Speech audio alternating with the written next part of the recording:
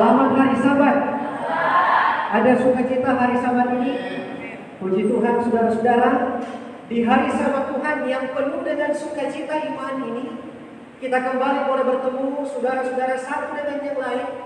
Yang saya lihat hari Sabat ini dalam gabungan perjamuan yang kudus, kami ucapkan terima kasih untuk kehadiran daripada saudara-saudara seiman yang boleh bergabung bersama-sama di dalam upacara perjamuan yang kudus pada siang hari Sabat ini. Kami melihat ada saudara-saudara seiman kita dari cabang sekolah Sabat Aloan. Terima kasih sudah hadir. Selamat menikmati berkat Tuhan. Dan kami melihat juga ada saudara-saudara kita dari Halupa, Karama, ya. Ada Bapak Ketua dan Jemaat Saluan. Terima kasih sudah hadir bersama dengan tiga saudara-saudara yang lain. Selamat berbakti bersama-sama dengan umat-umat Tuhan yang ada di Jemaat Pionir Mamuju di dalam mempersiapkan diri kita, hati kita untuk menerima akan perjamuan suci dan kudus. Saudaraku yang dikasihi oleh Tuhan, sudah kurang lebih beberapa bulan ini kita tidak melaksanakan akan upacara perjamuan yang kudus oleh karena situasi pandemi COVID yang kalau kita lihat trennya terus meningkat di beberapa daerah, termasuk daerah kita yang ada di Sulawesi Barat ini. Oleh karena itu, saudara yang dikasihi oleh Tuhan, kita terus berdoa agar kita boleh terhindar dari wabah atau pandemi ini. Pada siang hari Sabat ini dikisahkan mengenai dua orang sahabat.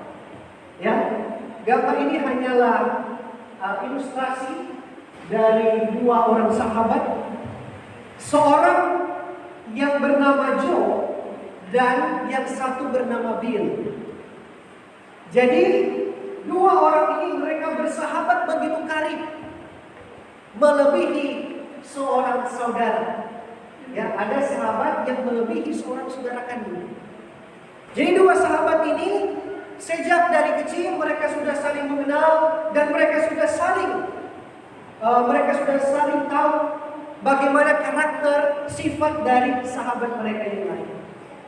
Saudara-saudara, satu kali seorang yang bernama Joe ini dia sakit. Masalahnya adalah ketika Joe ini sakit, dia sementara memiliki masalah atau hubungan persahabatan mereka renggang oleh karena ada masalah di antara Joe dan Bill ini.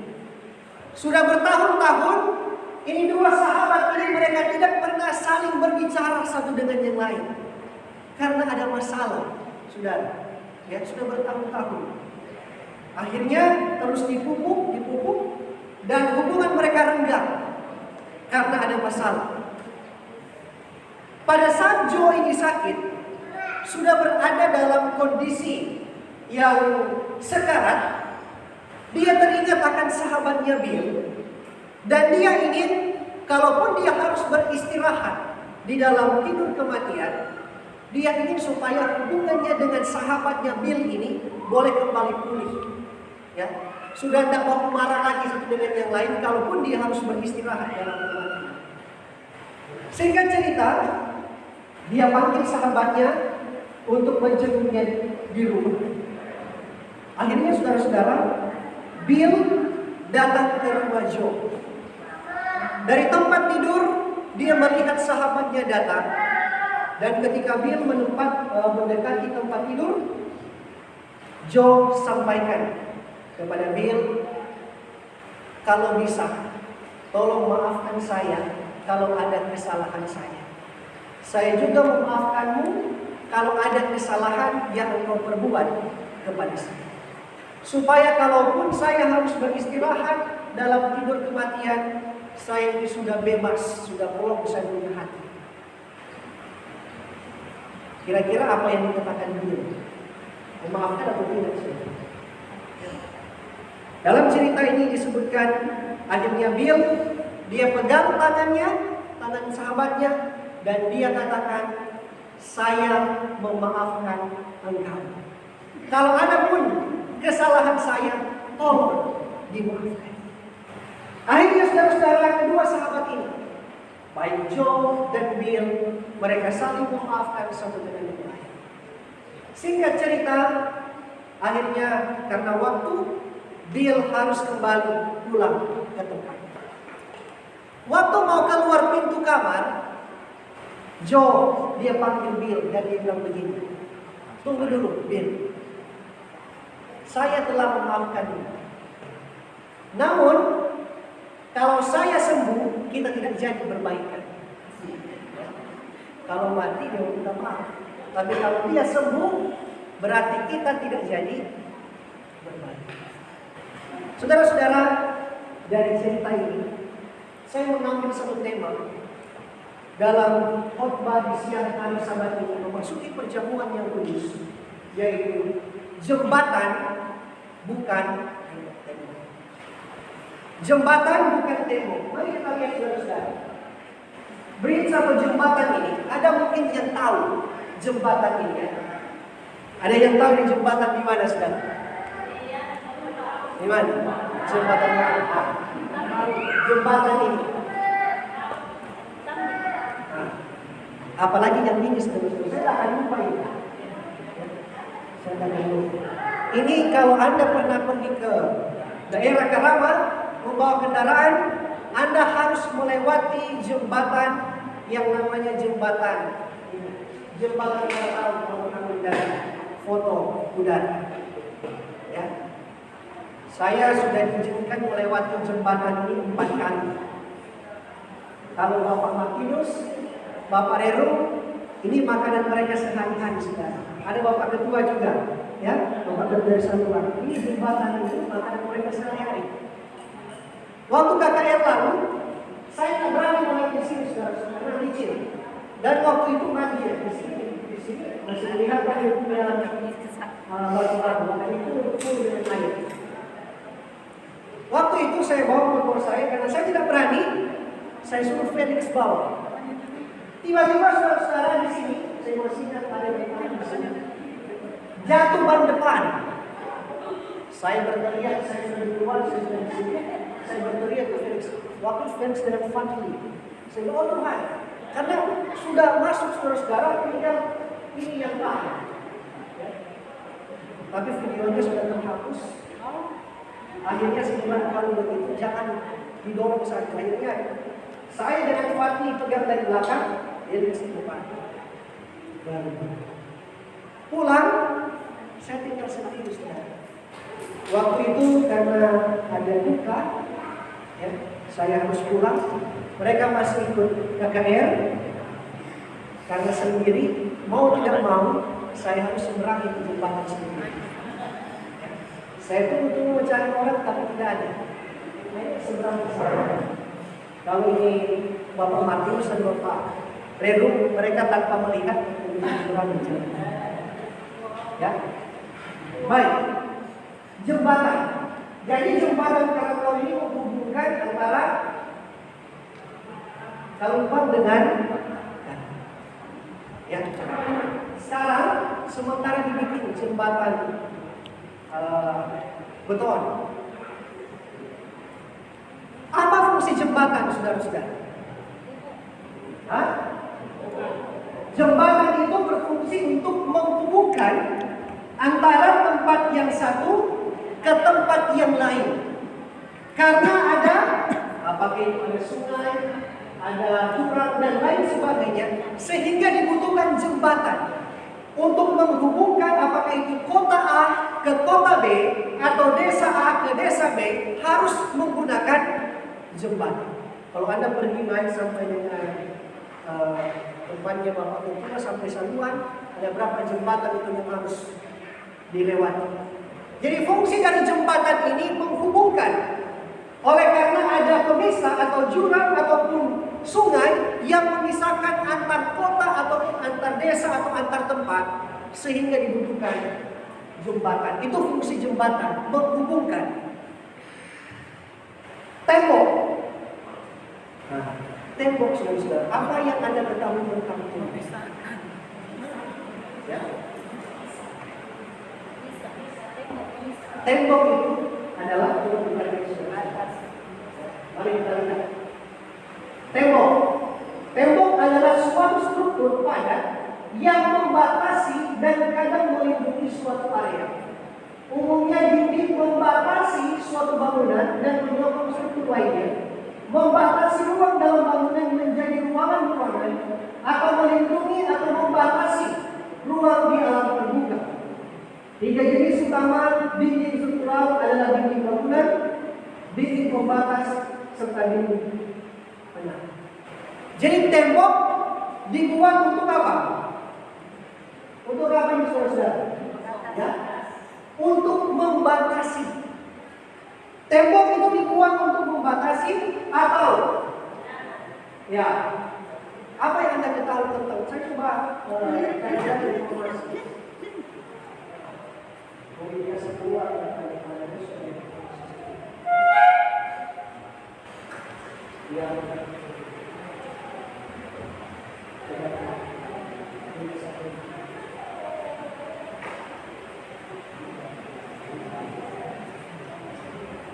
ya, jembatan fungsinya untuk menghubungkan dan tembok fungsinya untuk memisahkan. Anda pernah mendengar cerita mengenai Great Wall atau tembok besar Cina? Ya, tembok besar Cina dibangun untuk membatasi atau untuk melindungi orang-orang Cina dari serangan bangsa Mongol. Dan saudara tahu, Anda tahu berapa panjang dari tembok besar Cina ini? Pada tahun 2007 atau 2009 yang lalu, tembok ini yang awalnya diukur 8.800 km panjangnya, kembali diperbaharui panjangnya setelah kembali diukur adalah 21.000 sekian kilometer panjang dari tembok ini. Dari ujung Makassar sampai ujung Sulawesi tidak sampai 2.000 kilo, saudara. Ya. Ujung Sulawesi Selatan sampai ujung Sulawesi Utara, satu pulau Sulawesi ini tidak sampai 2.000 kilo. Panjang tembok ini 21.000. Kemudian ada juga tembok Berlin. Ya, ada tembok Berlin. Tembok Berlin ini dibangun untuk membatasi antara Jerman Barat dan Jerman. Panjangnya hanya sekitar 100 km. Namun pada tahun 1900 abad ke-19, tembok ini dipisahkan sehingga terjadi persatuan antara Jerman Barat dan Jerman. Ada lagi yang satu yang saya lupa sampaikan tadi. Jembatan terpanjang di dunia sekarang ini dibangun di atas laut dan itu dibangun di China, kurang lebih 173 km. Ya. Selanjutnya, ini jembatan ini namanya jembatan Akashi Kalkyo.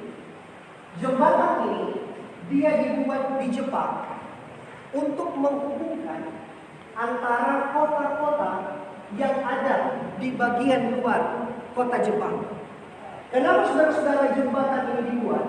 Oleh karena pada tahun 1950 alat transportasi dari kota A ke kota yang lain hanya menggunakan kapal feri.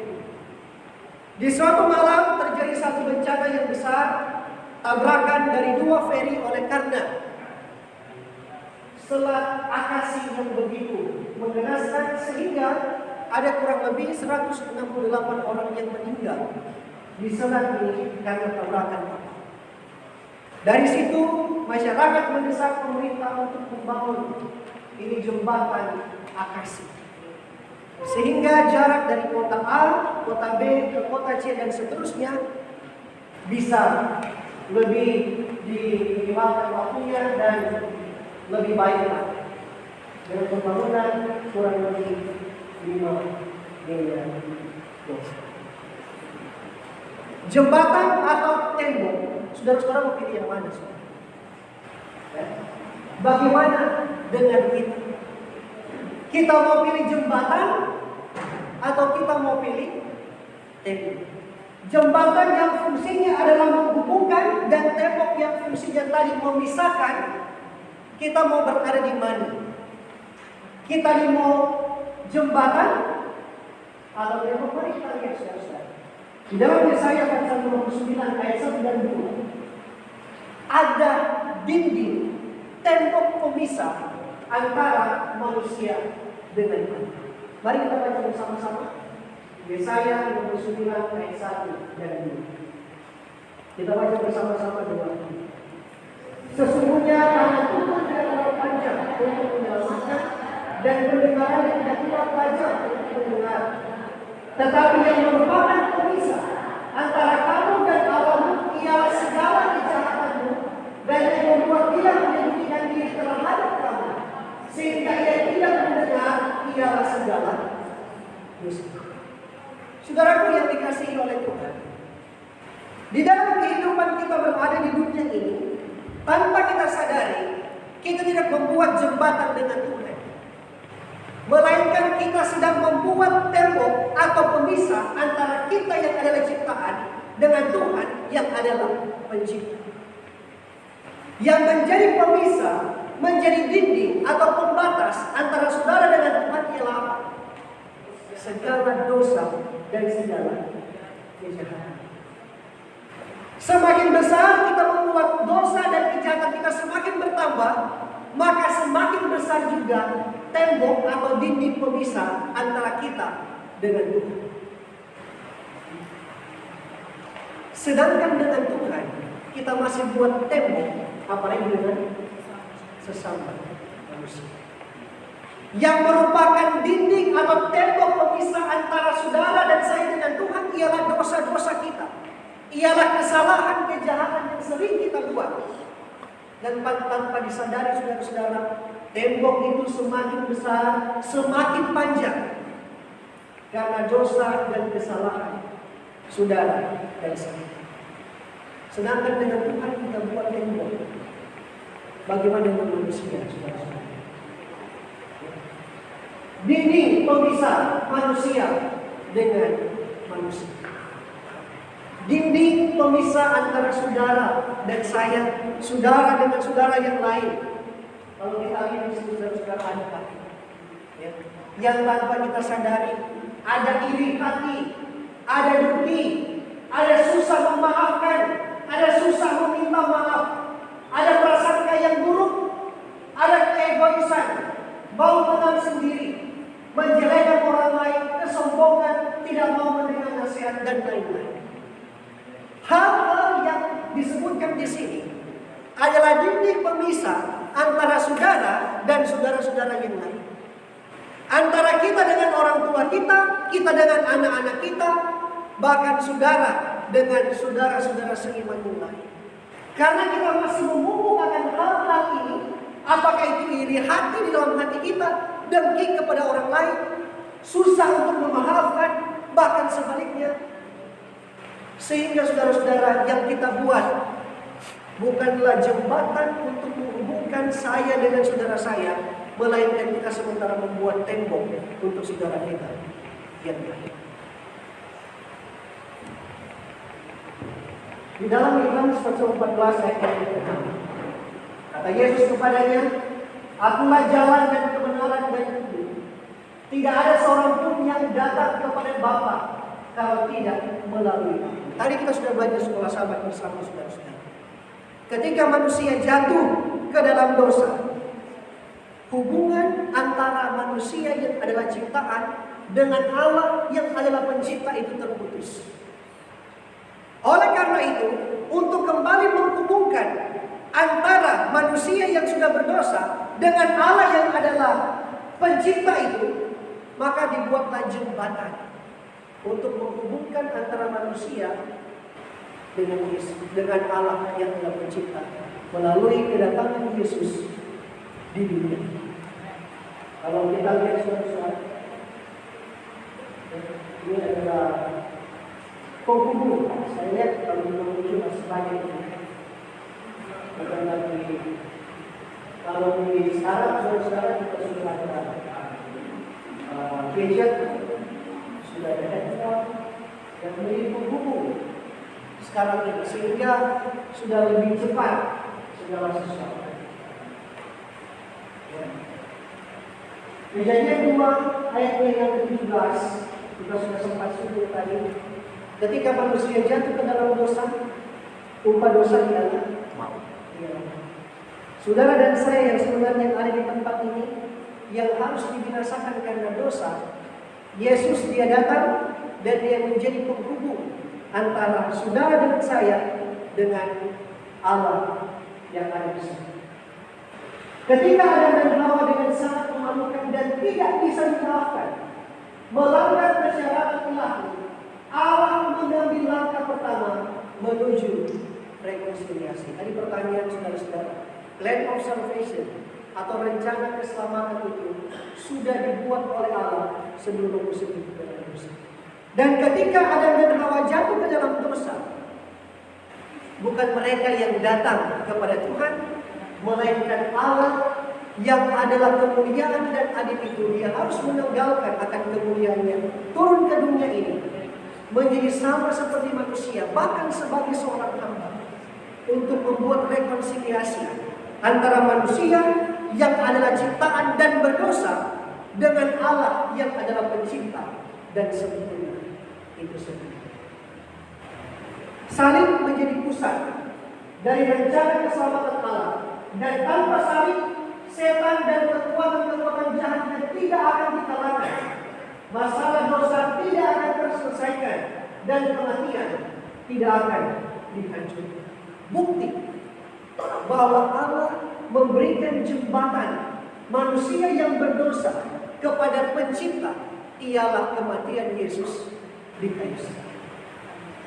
Saudaraku yang dikasihi oleh Tuhan, Filipi pasal 6 pasal 2 ayat 11, karena Allah yang mengerjakan di dalam kamu baik kemauan maupun pekerjaan menurut kerelaan hatinya, karena dalam 1 Yohanes 4:8 Allah itu adalah kasih. Kalau begitu saudara-saudara, Allah yang adalah kasih memberikan contoh, dia menjadi jembatan untuk saudara dan saya manusia yang berdosa kepada pencipta yang adalah sempurna dan adil itu dan penuh kasih. Kenapa saudara dan saya yang adalah ciptaan mau membuat dinding untuk saudara seiman? Ya. Kalau saudara dan saya yang adalah ciptaan itu melihat Allah yang adalah kasih mau membuat jembatan untuk menghubungkan manusia yang berdosa dengan Allah yang adalah kasih dan adil itu, kenapa kita manusia yang berdosa mau-maunya kita membuat tembok dengan Allah? Saudaraku yang dikasihi oleh Tuhan, dalam Galatia pasal 8 ayat kedua, bertolong-tolonglah menanggung bebanmu, demikianlah kamu memenuhi hukum Kristus. Saya sudah katakan tadi semua. Kalau Allah yang adalah pencipta membuat jembatan sebagai penghubung antara manusia yang berdosa dengan Allah di surga, kenapa kita harus membuat tembok, membuat dinding pemisah dengan saudara-saudara kita seiman? Orang-orang muda yang hadir pada hari Sabat, kalau kita adalah manusia ciptaan yang berdosa, kenapa kita harus membuat dinding pemisah dengan saudara-saudara kita seiman yang lain? Buat jembatan, saudara. Bukan buat tembok yang memisahkan kita dengan orang-orang yang lain. Mari kita membuat satu hubungan, membuat satu jembatan untuk menghubungkan kita dengan sahabat-sahabat kita yang lain. Dan jangan membuat tembok di dalam kehidupan kita sebagai orang-orang muda. Orang-orang tua, bapak-bapak, istri yang ada. Kalau Tuhan sudah membuat jembatan untuk menghubungkan saudara dengan Allah yang ada di surga, jangan buat tembok untuk mereka. Jangan buat dinding pemisah dengan saudara-saudara seiman, Adventist pria, para bapak-bapak yang ada. Ya. BWA, Bakti Wanita Advent. Jangan membuat tembok di dalam kehidupan berjemaah. Jangan buat dinding pemisah. Saudara-saudara kita yang di dalam gereja sebagai saudara-saudara seiman, jangan kita membuat dinding pemisah dengan saudara kita yang lain. Mari kita buat jembatan untuk menghubungkan antara saudara yang lain dengan saudara yang lain, antara saya dengan saudara yang lain. Dengan demikian saudara-saudara, saya percaya sebagaimana di dalam Galatia 6 ayat 10 mengatakan, karena itu selama masih ada kesempatan bagi kita, marilah kita berbuat baik kepada semua orang, tetapi terutama kepada kawan-kawan kita sendiri. Coba lihat di sekitar saudara dan saya. Lihat saudara kita, saudari kita, orang-orang muda, orang tua. Apakah itu orang muda? Apakah itu Adventist pria? Apakah itu BWA? Siapapun yang ada di dalam gereja ini, jangan kita membuat tembok yang memisahkan kita dengan saudara kita yang lain. Namun, mari kita membangun sebuah jembatan. Karena jembatan itu akan menghubungkan saya dengan saudara. Jembatan itu akan menghubungkan saudara dengan saudara yang lain. Supaya saudara-saudara ada kerukunan di dalam jemaat. Ada roh saling mengasihi, saling mengampuni di dalam jemaat. Dengan demikian, kita boleh mempersiapkan diri kita, mempersiapkan hati kita untuk boleh melayani Tuhan, dan khususnya hari Sabat ini untuk menerima berkat Tuhan lewat upacara perjamuan yang kudus. Saudaraku yang dikasihi oleh Tuhan, pada hari Sabat ini, sebelum kita akan datang di dalam acara pembasuhan kaki, sekiranya ada mungkin hal-hal yang tidak berkenan di hati